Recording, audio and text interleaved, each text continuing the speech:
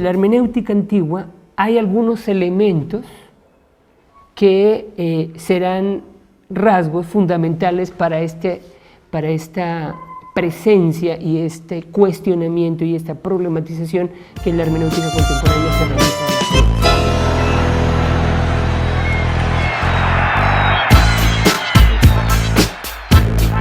De alguna manera, el pensamiento hermenéutico ha sido como una otredad del pensamiento científico, como una suerte de otra palabra, de otro referente, que ha servido para problematizar, que ha servido para rigorizar en buena medida parte de los fundamentos y de los principios de la ciencia, y que ha servido sin duda para estar permanentemente cuestionándola. Esto quizás tiene su momento más claro en la discusión entre ilustración y romanticismo, ¿verdad? Ahí es donde aparece con mucha más nitidez, digámoslo así. Bueno, la antigua hermenéutica, la hermenéutica antigua, es una hermenéutica que se despliega básicamente en tres caminos, podríamos decirlo así. Es una hermenéutica jurídica, es una hermenéutica filológica y es una hermenéutica exegética. Esos serían sus tres territorios fundamentales. Hermes es descrito en el pensamiento antiguo, es descrito por Homero como el mensajero de los dioses. Es un intermediador, es un traductor en varios niveles.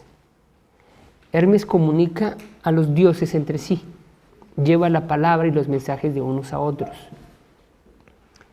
Pero también, y quizás ese es el elemento más definitivo, permite comunicar a los dioses con los seres humanos.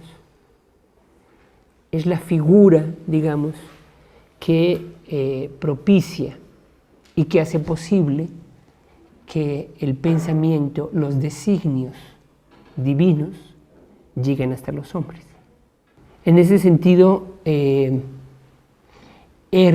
a Hermes se le atribuye la invención de los recursos fundamentales para la comunicación, el lenguaje y la escritura, que en principio son visualizables como justo recursos, medios, instrumentos para la comunicación, pero que en su profundidad implican algo mucho más ontológico. Digamos, vistos desde la lógica del lenguaje o la escritura como un recurso para intercambiar mensajes, tienen un valor técnico, pero vistos en su profundidad, el lenguaje siempre tiene una cualidad ontológica. Los seres humanos somos impensables sin lenguaje. Eso es algo que está desarrollado muy bien, por cierto, por un gran lingüista contemporáneo, Emile Benveniste, en un texto fantástico que se llama Ensayos de Lingüística General, y particularmente en una sección de los ensayos que se llama El hombre en la lengua. Ahí Benveniste clarifica, quizás nosotros logremos revisar eso más adelante, clarifica con mucho rigor este carácter sustantivo del lenguaje en la experiencia y en la constitución humana. El lenguaje, muestra muy bien Benveniste, no se puede conceptualizar como una herramienta ni como un instrumento, tal como ciertas visiones comunicativas, incluso ciertas teorías comunicativas muy superficiales lo plantean, ¿no? Que piensan el lenguaje como un medio de comunicación. No tiene carácter de medio, tiene un carácter fundacional, es en ese sentido sustantivo.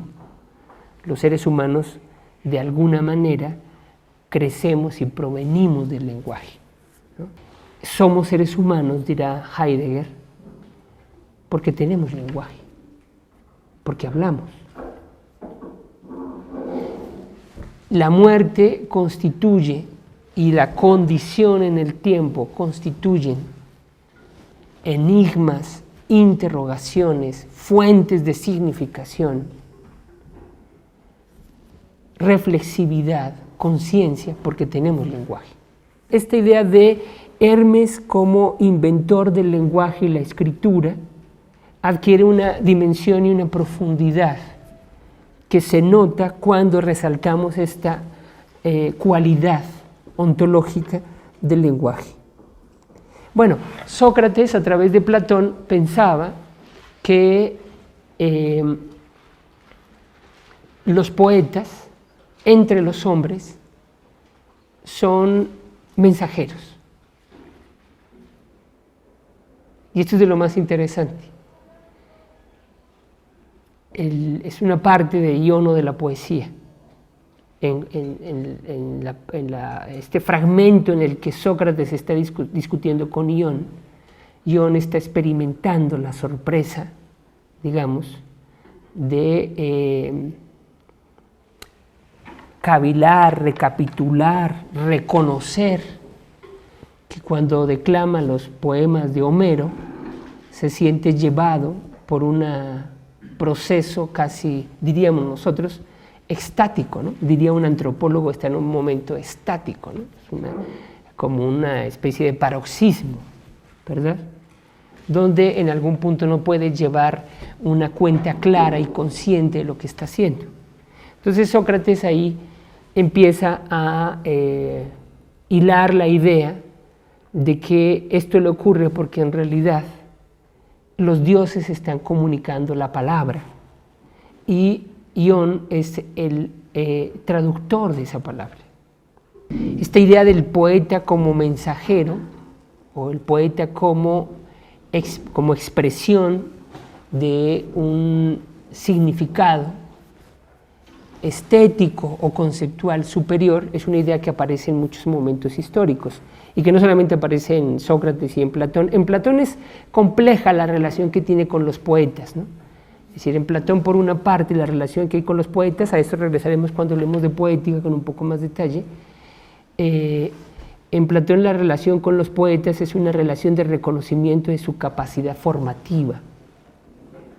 La palabra es productiva, pero también tiene una relación crítica con la poesía, ¿verdad? En tanto le parece a Platón que la poesía tiene la facultad de embrujar, de seducir, de encantar. Digamos que para Platón el problema con la poesía es su capacidad de encantamiento. Hay una analogía entonces entre Hermes y los poetas, entre la labor de Hermes y la labor de la poesía. Y ambos, si se dan cuenta, obviamente está en el territorio del lenguaje, en lo que se hace con el lenguaje, en la productividad del lenguaje. Bueno, decía, Hermes permite la comunicación entre los dioses y los hombres. En ese sentido, traduce en un lenguaje comprensible para los seres humanos una significación superior y un lenguaje en principio incomprensible por su superioridad. Digamos, entonces la hermenéutica sería desde esa mirada un arte capaz de traducir una significación superior en el lenguaje humano. Pero no se agota ahí. El término hermeneuin, utilizado por los griegos, refiere también a esa capacidad del intérprete de traducir el lenguaje de los bárbaros al griego. Es decir, la palabra de aquellos que no hablan griego al griego. Obviamente son reconocibles aquí todos esos principios imperialistas, racistas, que también tiene la paideia griega, ¿no? Entonces digamos que aparecen dos grandes valoraciones hermenéuticas o dos campos hermenéuticos, la traducción de la lengua superior a la lengua humana y la traducción de la lengua infrahumana o inferior a la lengua humana, de la expresión primitiva y elemental a una expresión lógica, a una expresión ocupada por el logos, racional y civilizada, como la expresión, digamos, superior, metafísica, a una expresión civilizatoria, ¿verdad? Civilizatoria. Es un poco el carácter que tiene en ese sentido esta concepción primaria, originaria. En Aristóteles la cosa se plantea en términos diferentes. Para Aristóteles la hermenéutica es la acción de explicar, es fundamentalmente la acción de significar hablando. Significa entonces, por una parte, significar, pero también significa expresar. Y aquí hay una nota significativa.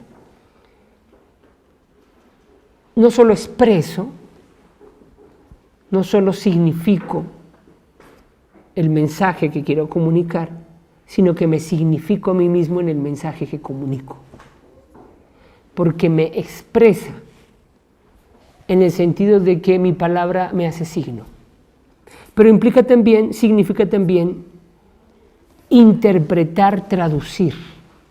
Hermeneuin significa interpretar, traducir también en Aristóteles. Es decir, interpretar, traducir implica que no solamente se identifica la significación que está en la otra palabra para llevarla al lenguaje nuestro, digamos, al horizonte de nuestra palabra, sino que además se actualiza. ¿Y actualizar aquí significa? Por una parte, renovar esa significación, o más bien, transmitir esa significación, conservar esa significación y hacerla posible en el lenguaje en el que estamos. Reactualizar significa entonces hacer comprensible, adecuable, propicio en el lenguaje de quienes hablan la palabra a la cual se lleva el sentido. Hermeneuin también implica, y aquí me gustaría distinguir tres cuestiones fundamentales. La noción de Hermeneuin implica tres dimensiones acepcionales. Hermeneuin es techné. El término techné es un término muy importante en la tradición griega, ¿no?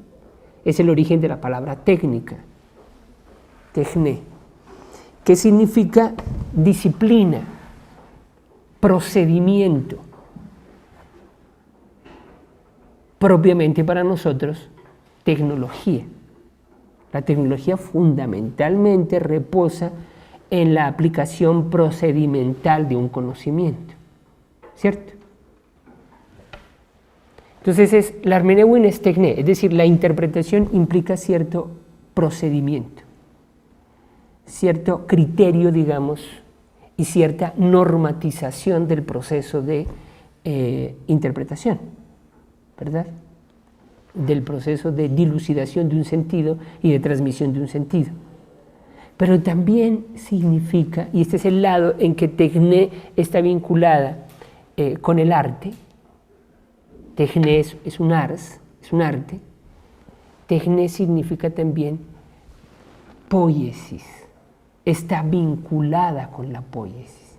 No significa exactamente lo mismo que poiesis, justo de inmediato, está vinculada con la poiesis. Esto implica entonces que la interpretación, desde aquí, desde este punto, desde esta mirada antigua, la interpretación no solo es un asunto de identificación de sentidos en la palabra o en el mensaje de otro o de otros, sino su renovación creativa, productiva.